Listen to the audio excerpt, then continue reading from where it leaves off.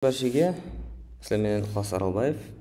JavaScript бойынша бүгінгі сабағымызда сіздер менен өзіміздің кішкентай практика үшін керек болатын затларды үйреніп шығамыз. Яғни notification'дар һәм соңғы Яғни notification дегенде өзіміздің білдіріш нормалар деп аталады. Өзбекшеде, қалбақшада хабарландыру десек бола ма? Вот. Типа соңғы затлар. Хоп. Өзіміздің проектімізді ашып алдық. Һәм не қыламыз енді? Body'нің ішіне script деген ашамыз. Бұл ең астынан тұрады. Ал script дегеннің ішіне жазамыз. Мұны live серверде ашылуын күтпең, HTML файлымызды. Яғни менде бұл бетте ашылған. Хоп. Script'тің ішіне бірінші жазамыз. Мысалы үшін constant'a name дейміз. Яғни өзгерістер хақында өткен сабақта сізге түсіндіріп өттім. Name, мысалы үшін Ықылас деймін. Яғни осы орнында біліп кетуіңіз керек болған нәрсе, бізде өзгерушілердің атын айырым жағдайларда бізде бере алмайтын атларым бар. Яғни JavaScript'тің өзі білетұғын өзінде регистрациядан өткен атлар. Мысалы үшін константа деп аталмаймыз. Негізі константа деген нәрсе уже JavaScript'тің өзі біледі, ол нәрсе уже занят. Мысалы үшін let деп өзгеруші аша алмаймыз. Не үшін? Себебі let деген уже ключевой сөз. Яғни JavaScript'тің өзі танитын ключевой сөздер арқылы біздер өзгеруші жарата алмаймыз. Сол нәрсе меңізді болсын, достар. Name деймін, мінекей. Енді төменге түсіп тұрып, мысалы үшін alert деген нәрсе бар менде. Яғни браузердің өзі білетін нәрсе ол. Яғни бұл жерде айтады, alert ішіне қандай message жазуың керек деп атады. Ол әр түрлі форматта болуы мүмкін. Alert деп тұрып, name дейтін болсақ, мінекей. Вот. Экранға notification, яғни хабарландыру, хабарнама келіп шығады. Мінекей Ықылас деген. Ықылас қаяқтан келіп шықты? Бізде оның ішіне параметр сипатында беріп жібердік. Окей десең, нәрсе кетеді. Вот. Яғни осы нәрсе. Енді alert'те ешқандай қосымша нәрселер жоқ. Alert деп тұрып, мысалы үшін өтір қойып тұрып. Ықылас Аралбаев деп қоямыз мүмкін болады. Ықылас келіп шықты. Өтір емес, бізге плюс керек болады. Өткен сабақта көргеніміздей. Ықылас Аралбаев келіп шықты. Яғни бұл нәрсе просто сайтқа кірген уақытында hi guys, welcome back to my channel деген ұқсаған бір затларды шығарып қою үшін керек болады. Енді бізде confirm деген нәрсе бар. Confirmнің ішіне бізге месседж керек болады. Яғни бұл не үшін керек? Confirm деген нәрсе өз бізге мағлұмат қайтарып береді. Alert ешқандай мағлұмат қайтарып бермейді, ол тек қана мағлұмат шығарып береді экранға. Енді confirm бізге мағлұмат қайтарып береді. Кейін бірінші болып экранға зат шығатынын көріп алайық. Мысалы үшін сіз үйленгенсіз бе?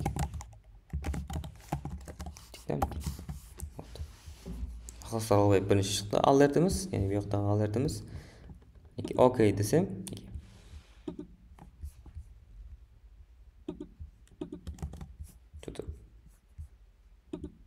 Яғни уже кейінгі конфирмда отмена и окей деген текстілер баттыларымыз бар. Окей десем маған true қайтады, отмена десем false қайтады. Яғни отмена деген яқ үйленгенім жоқ, окей дегені ава үйлендім дегендей. Вот. Мағлұмат үшін мен үйленбедім. Енді біз конфирмнің алдына true false'ты қабылдап алу үшін өзгеруші жаратуымыз мүмкін болады. Яғни бұл қандай болады? Алдына константа, яғни let. Өткен сабақта айтқанымдай, қалегеністен пайдалана бермін. Настроениеңізге байланысты пайдаланып кетсеңіз болады. Яғни егер де осындай майда шүйде жерлерде пайдаланатын болсаңыз. Үлкен даталар келген уақытында сәл ойланыңқырап істейміз. Енді константа дейміз, мысалы үшін сіз үйленгенсіз бе? Is married тең дейміз, confirm. Яғни алдын кешетте көрсеткенімде true, яғни false деп қолдан жазып жатырмын ғой. Енді бізде қолдан кодты статик қылып жаза береміз мағлұматларды. Бұл confirm соңғы ұқсаған формалардан келуі мүмкін мағлұмат бізге сырттан келеді. Соның үшін біз әші confirm арқылы тұрамыз. Is married дедік. Енді консолға келің өзіміздің is married'ті шығарып көрейік. Ықылас Аралбаев бірнеше шықты алертіміз. Яғни жақтағы алерт. Окей деймін. Сіз үйленгенсіз бе дейді. Қайттан қарайсыз. Окей, үйленгенсіз бе? Окей. Яғни мен үйленген екенмін. Енді сайтқа қайттан кіремін. Ықылас Аралбаев шығады. Сіз үйленгенсіз бе деген отмена басатын болсаң false шығады. яғни confirm деген қандайдыр қабылдау болмаса бекарлау дегенге ұқсаған нәрсе.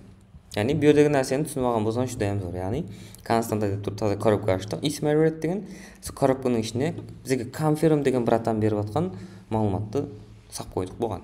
Ешқандай проблема болып жатқан жоқ. Енді бізде prompt деген бар. Prompттан бізге мағлұмат қайтарып береді. Соның үшін уже константа, яғни өзгерушіге алып жаза беремін бұл нәрсе. Константа деймін, мысалы үшін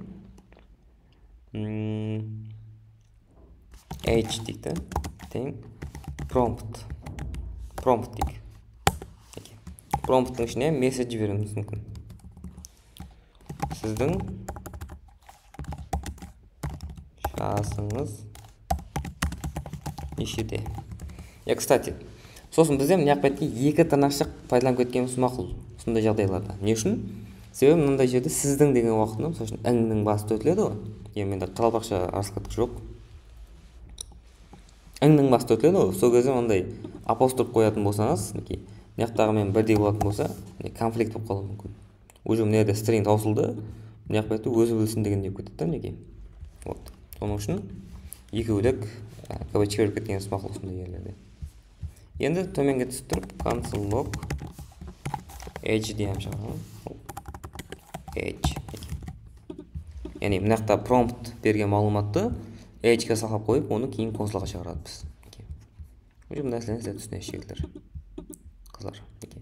Сіздің жасыңыз нешеде деген жерге уже бізге қандайдыр жазу жазатын жер шықты, input шықты.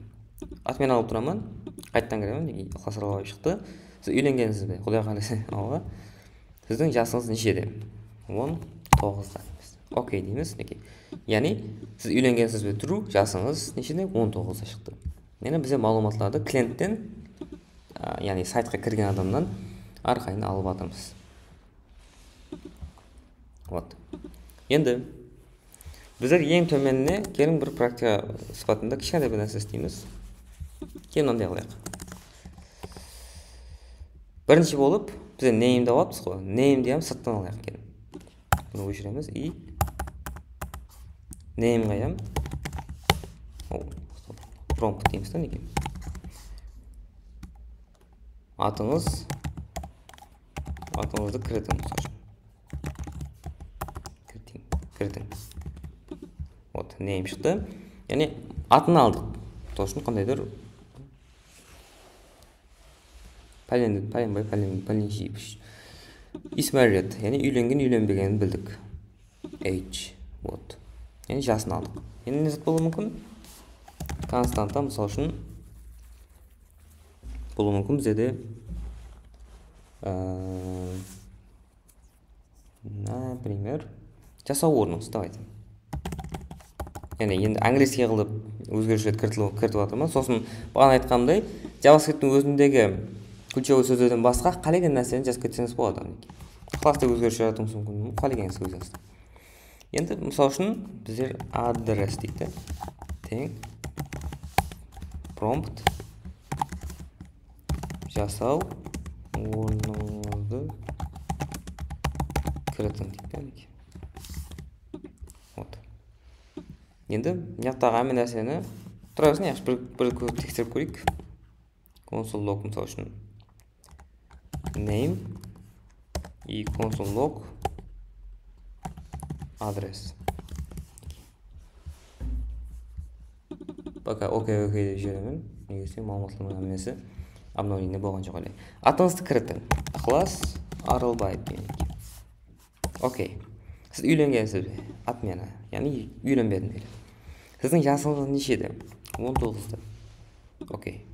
Жасау орныңызды кіретін. Жасау орным мысалы үшін Шоманай. Окей деп басаман. Үйленгенсіз бе? Фол шықты. Жасыңыз 19. Ат фамилия Ықылас Арылбаев. Жасау орны Шоманай. Вот енді осының әммесін өткен сабақта айтқандай интерполация арқылы біріктіруіміз мүмкін. Қандайдыр текст әкелуіміз мүмкін. Оның үшін console log деймін. Жоғарыда айтқандай, өткен видеода айтқандай, escape, яғни escape. Escape'тен кнопканың төменіндегі shape тәріптегі ең жоғарыда. астында бэктик бар. Бэктик арқылы біздер интерполацияны қолдануымыз мүмкін. Жазайық енді. Мысалы үшін бұрынғы өткен заманда енді интерполация арқылы бұяқтағы өзгерушіні стрингнің ішіне алып кіруіміз мүмкін еді, есіңізде болса. Вот. Доллар белгісін қоямыз. Ешқандай пробелдерсіз, ешқандай қосымша белгілерсіз, прямо мынандай фигурный особканы жазамыз. Енді бұрынғы өткен заманда, мысалы үшін адрес деген таманда, енді таманда деген қаралбақшыда бар ма жоқ қой білмеймін. Адрес деген, вот давайте жаза берейік. Адрес деген таманда name деген адам болған екен дейді.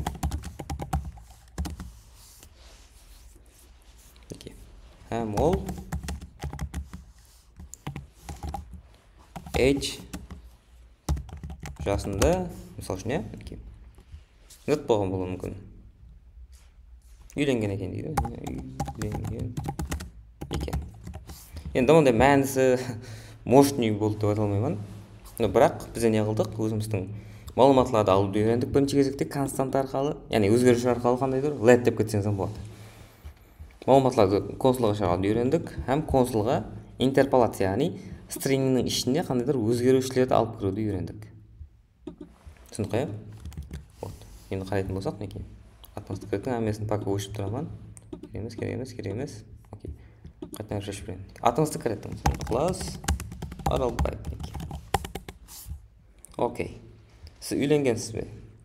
Окей деп көтерейік. Мұның енді ешқандай мәнісі жоқ қалды. True false'тың біз if else-ді өтпей тұрып бұл нәрсені пайдалана алмаймыз. Сіздің жасыңыз нешеде? Сол үшін ондай қарайсыз 20 деп қояйық та. 20 жаса үйленіп жүреміз. Жасау орным. Сол үшін нукус дейік. Окей. Бұрынғы өткен заманда нукус деген жерде от қарам. Мынаяқтағы өзгерушіміз адрестегі малумат мынаяққа келіп түсіп жатыпты. Бұрынғы өткен заманда нукус деген таманда Ықылас Аралбаев деген адам болған екен. Вот. Һәм ол 20 жасында үйленген екен. Аузыңа май. Енді, яғни бүгінгі кішкентай практикамыз сол болды. Стрингтермен сөзді үйрендік. Яғни сырттан малуматларды алып келдік, һәм оны не қылдық? Типа қандайдыр? Обработкаға түсірдік. Обработкасын яғни стрингтермен сөздік бүгін. Сөйтіп, кейінгі сабақтарымызда кішкентай практикаларменен қызық қылып өтіп бара береміз. И JavaScript-ті өзіңіз білмеген алда миыңызға мен құйып бара беремін. Сіздермен бірге болған Ықылас Аралбаев. Сабақтарымызды көруде давам еттірің. Кейінгі сабақтарда көріскенше қош сау, саламат болың. Thank you for attention for everyone.